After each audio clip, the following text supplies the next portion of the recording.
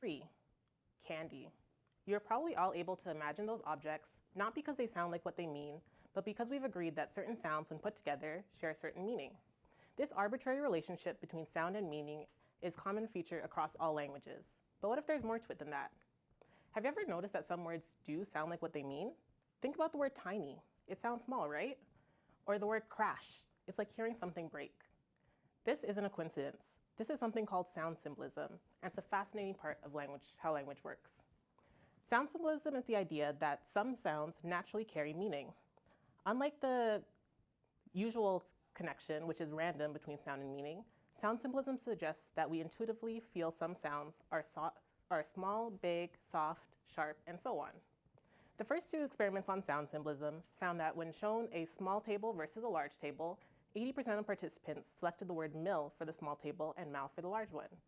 And when shown a sharp object versus a rounded object, 95% of participants selected the name Kiki for the sharp object and Booba for the rounded object.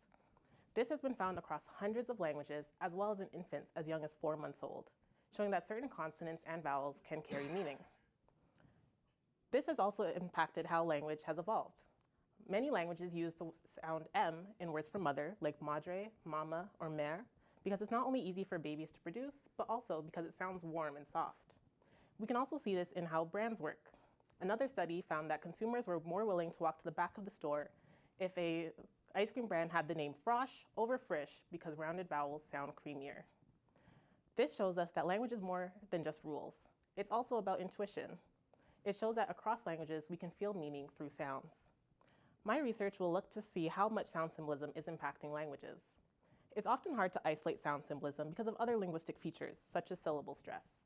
So I'll be looking at a corpus analysis of a class of nouns, animal names, and analyzing them in English, French, and Spanish, and looking at the consonants, the vowels, as well as other linguistic features like syllable stress, and comparing it to other features such as animal size, as well as their perceived level of danger. This will allow us to take an inventory and see how much of an impact sound symbolism has on these names. It will help us create new ways to learn new languages, as well as create new words that can be used across different languages. It will also show us how language has developed among humans and how language has evolved into what it is today. Thank you.